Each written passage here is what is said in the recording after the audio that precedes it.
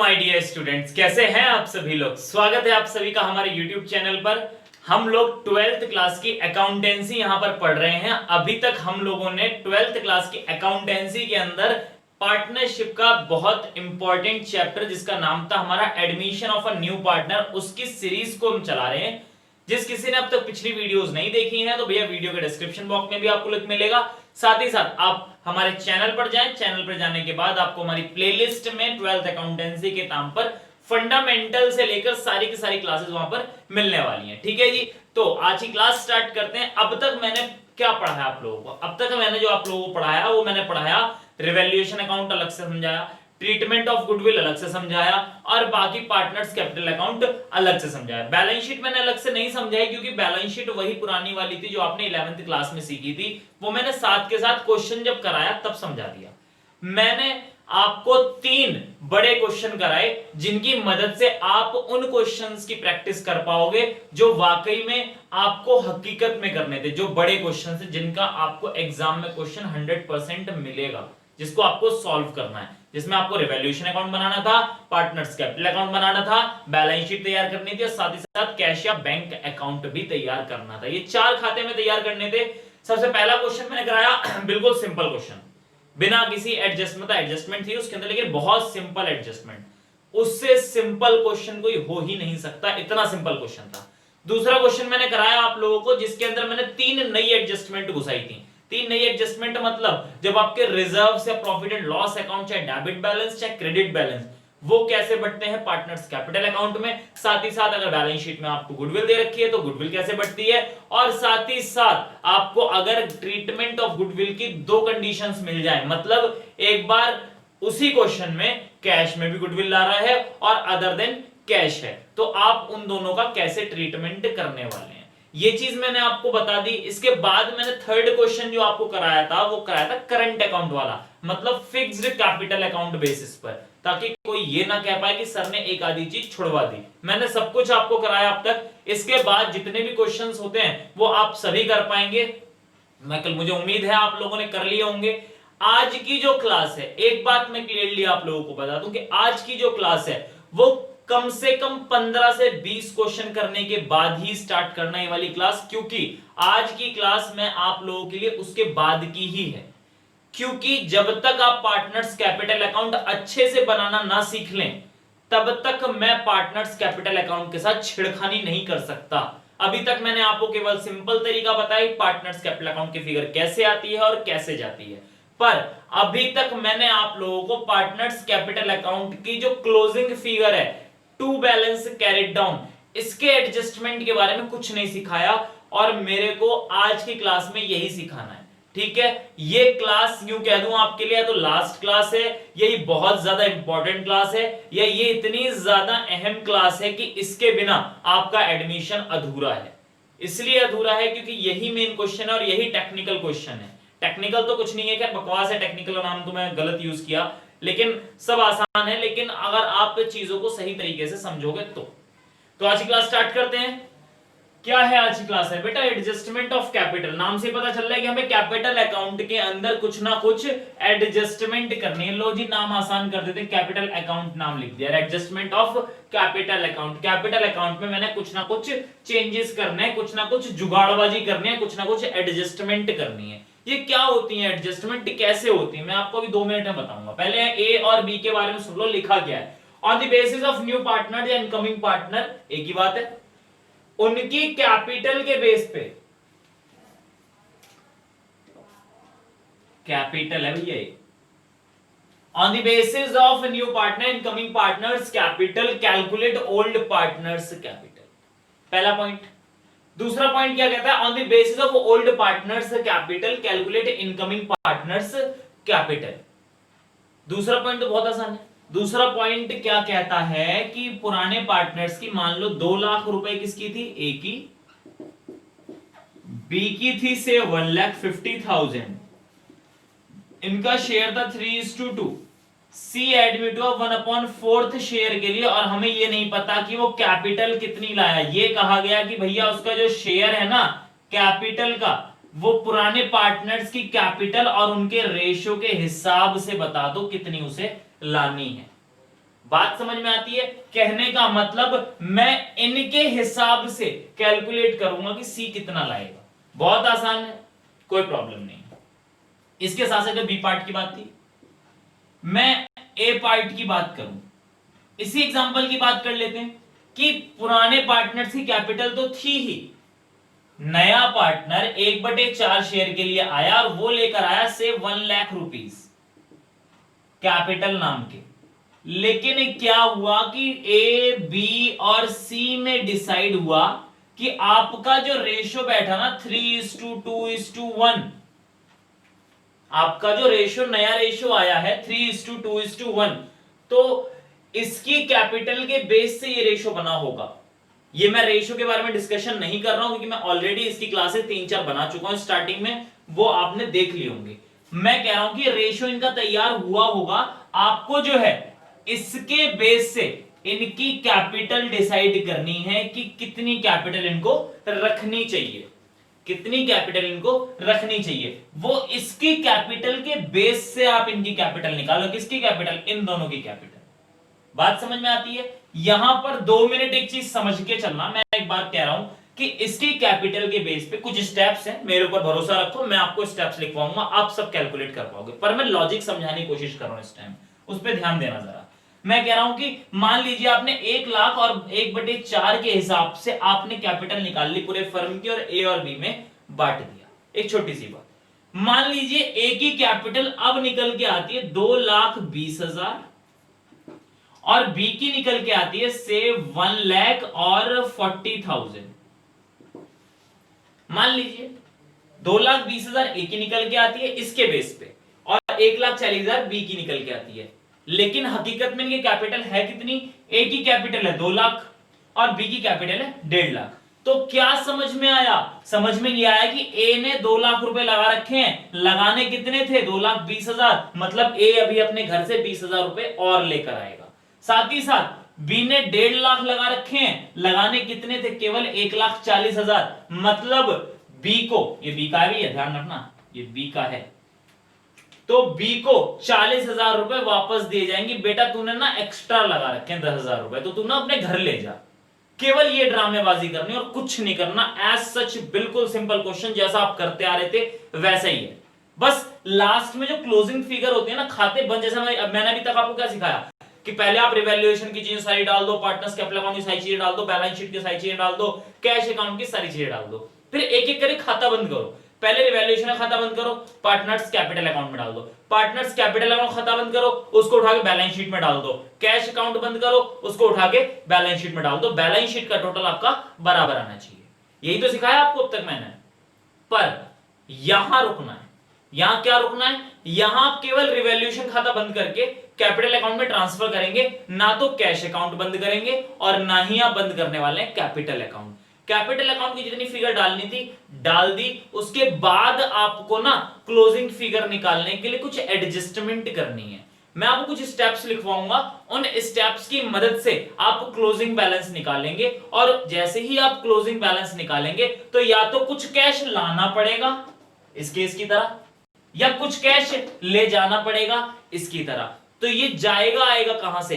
Cash account से जाएगा आएगा। जैसे ये सब आने जाने की ट्रांजैक्शन होंगी तो हम कैश अकाउंट में डालेंगे, कैश अकाउंट का क्लोजिंग बैलेंस उठाकर हम डालेंगे बैलेंस शीट में, और पार्टनर्स कैपिटल अकाउंट का जो क्लोजिंग बैलेंस हमारा निकल के आया है उसको भी उठा के बैलेंस शीट में डाल देंगे, और आपका बैलेंस शीट का टोटल बराबर होना चाहिए।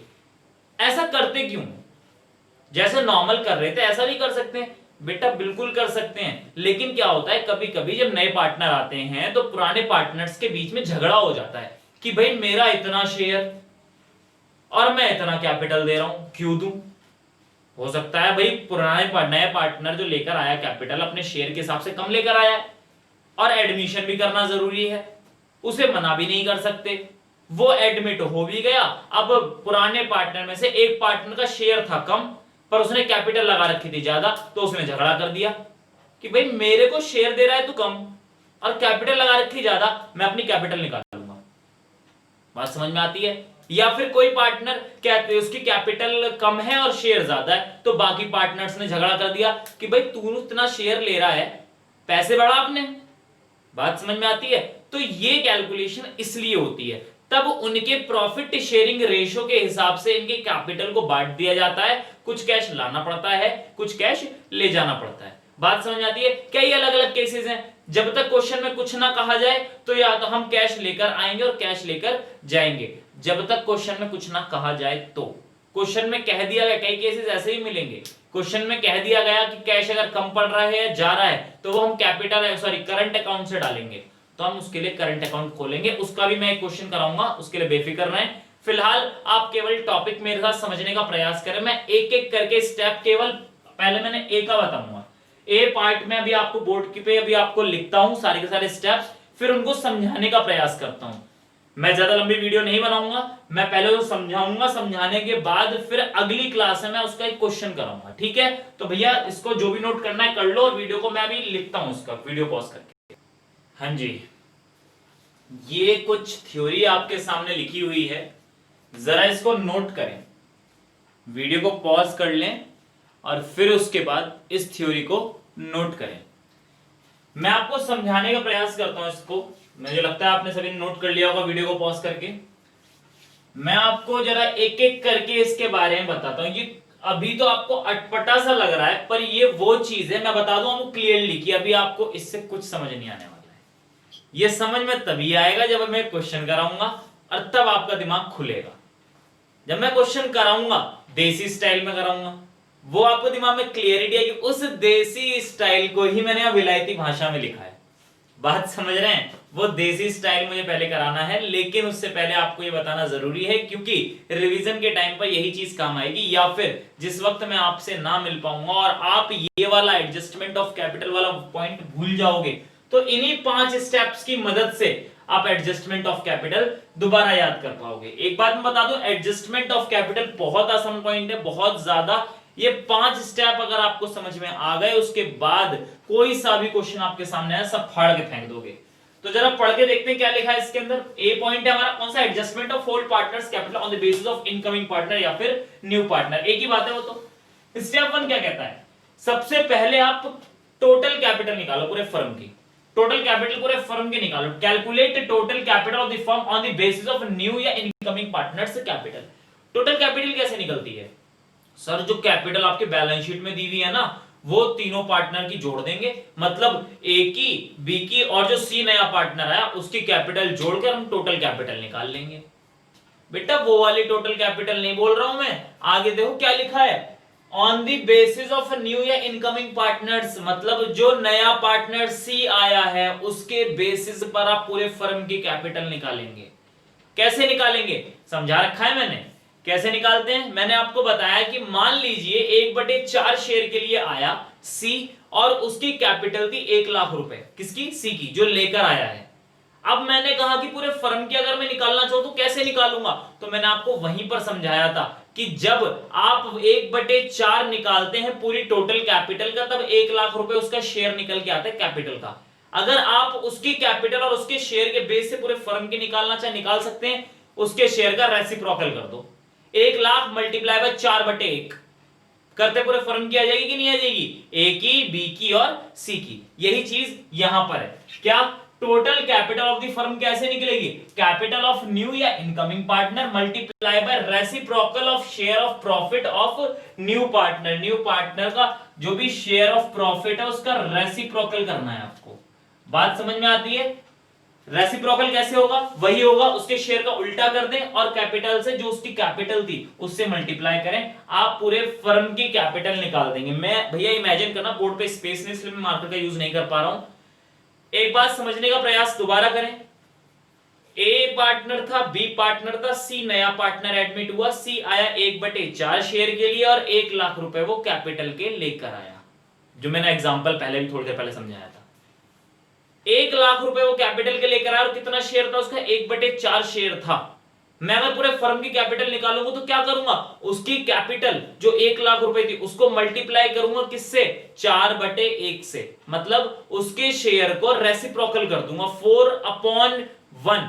ये करते ही मेरे पास क्या आ जाएगा? पूरे फर्म की टोटल कैपिटल आ जाएगी। अब फर्म में कौन कौन आता है? अब नया पार्टनर भी आता है फर्म के अंदर, ए भी आता है, बी भी आता है और सी भी आता है। जो भी इनका नया रेशो होगा, नए रेशो में आप ए का निकालो, बी का निकालो, सी का निकालो। सी का तो 1 ही लाख आएगा निकाल कर, ए और बी का भी पता चल जाएगा। ये इनकी कैपिटल निकल के आती है। बात समझ में आती है? ये नई कैपिटल होती है। ठीक है, पहला स्टेप यहां पूरा होता है। दूसरा स्टेप क्या कहते हैं? दूसरा स्टेप है determine new capital of each partner. The capital is divided into new profit sharing ratio, जो मैंने अभी 1 सेकंड पहले बताया। मतलब टोटल कैपिटल आ गई 4 लाख रुपए। अब वो 4 लाख रुपए ए में, बी में और सी में बांट दो। कैसे कैसे? उनके नए रेशो में। ए का जो भी नया रेशो आया उसके हिसाब से बांटना आपको आता है। जो भी मैंने आपको नया रेशो बनाना, मतलब नए रेशो में या जो भी रेशो में आपको कोई भी चीज बांटनी सिखाई है, उसी तरीके से बढ़ जाएगी। ए का बांट के आपने अलग रख दिया, बी का बांट के आपने अलग रख दिया, सी का आपका वही आएगा, चाहे आप एक बार कैलकुलेट करके देख लेना, 1 लाख ही आएगा।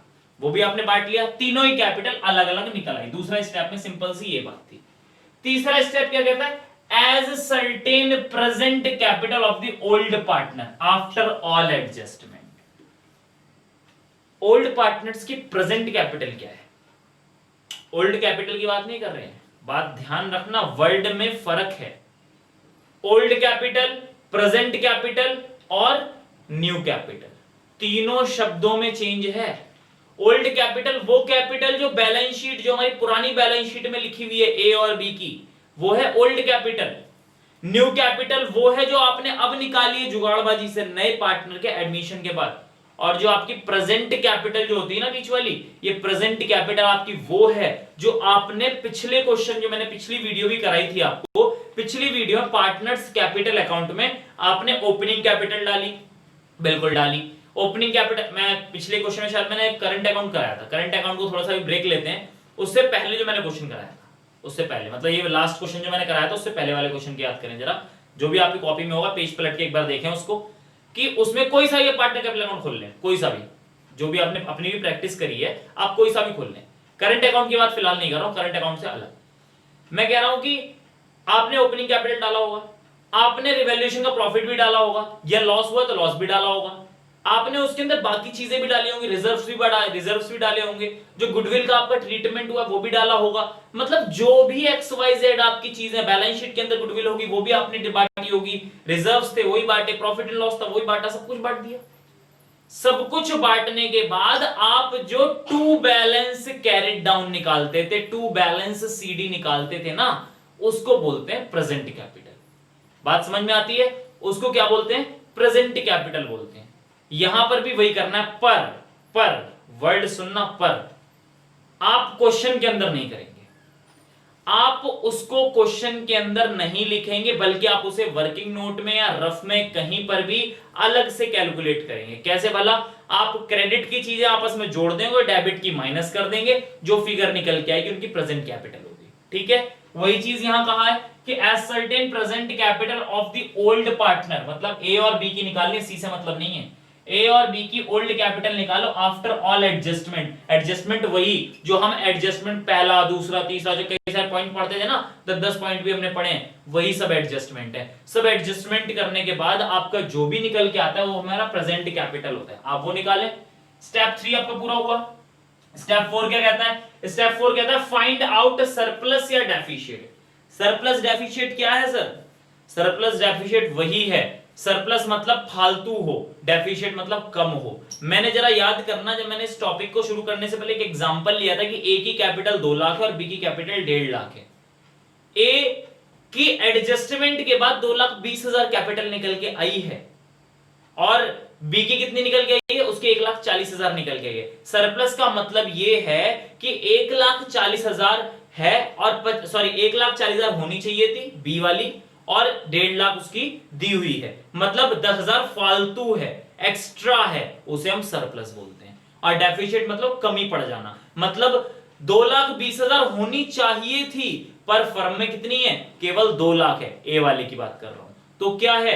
20,000 की कमी है, आपको 20,000 लाने होंगे। कहने का मतलब जब डेफिशिएट हो तो आपको लाना होता है, सरप्लस हो तो ले जाना होता है। बात समझ में आती है? मतलब फर्म में पैसा आएगा कब? जब डेफिशिएट हो, और जाएगा कब? जब सरप्लस हो। तो यहां पर क्या कहा गया कि फाइंड करो सरप्लस या deficient by comparing step 1 and step 2। कैसे भला? जो स्टेप 2 हमने निकाला नए पार्टनर के बेस से कैपिटल, स्टेप 3 जो हमने सारी एडजस्टमेंट के बाद कैपिटल निकाली है। मैंने इसका देसी तरीका आपको इस टॉपिक के स्टार्ट होने से पहले ही समझाया था। वो जो 2 लाख 1.5 लाख और 1 लाख वाली कैपिटल ली थी पुरानी, और जो मैंने कहा था कि उनके नए का पार्टनर के बेस से मैंने 2.20 और 1.40 निकाली थी नई रेशियो के बेस पे, तो उसके हिसाब से बता रहा हूं। फिफ्थ पॉइंट आपका लास्ट पॉइंट आता है, पास necessary journal entry for adjusting the above surplus और डेफिशिएट। बेटे डेफिशिएट अगर होगा तो क्या करोगे? डेफिशिएट होगा तो पैसा लाना पड़ेगा। जब पैसा लाना पड़ेगा तो फर्म में क्या आ रहा है? पैसा आ रहा है। कैश अकाउंट डेबिट या बैंक अकाउंट डेबिट, फिलहाल इसको मत पढ़ना। Cash account debit, bank account debit to concerned partner. A है तो ए का नाम लिखे, बी है तो बी का नाम लिखे, सी है तो सी का नाम लिखे। बात समझ में आती है? और जब सरप्लस हो, एक्स्ट्रा पैसा हो, तो आप पैसा लेकर जाते हो यहां से वापस, तो कंसर्न्ड पार्टनर जो भी है, ए बी सी जो भी कंसर्न्ड पार्टनर कैपिटल है, यहां पर ध्यान रखना, नीचे की तरफ यहां कैपिटल है, यहां ऊपर की तरफ कैपिटल है। Capital account debit to cash या बैंक अकाउंट, अभी से मत पढ़ना। बात समझ में आती है? मतलब डेफिशिएट हो पैसा आएगा, सरप्लस है तो पैसा जाएगा। यहां तक क्लियर है?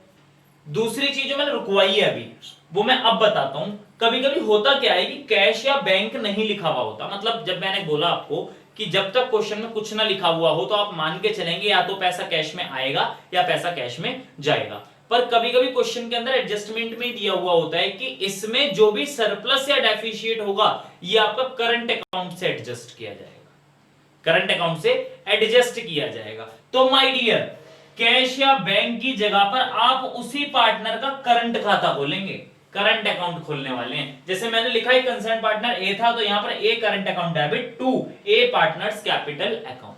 बात समझ में आती है?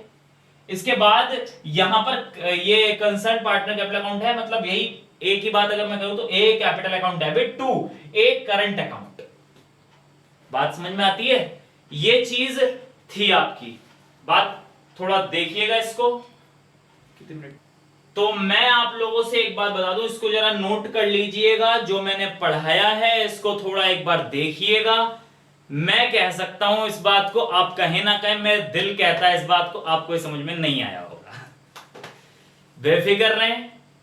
लेकिन मेरी हम्बल रिक्वेस्ट है आप लोगों से कि चाहे वीडियो को दोबारा देखना हो, पर इसे कुछ ना कुछ दिमाग में जरूर उतारें। ये क्लियरिटी तभी आएगी जब मैं इसका क्वेश्चन कराऊंगा। मैं अगली क्लास में इसका क्वेश्चन कराने वाला हूं, तो दिल थाम के बैठिएगा। इस टॉपिक को पहले लिख लीजिएगा और इसको समझ लीजिएगा कि लिखा क्या है।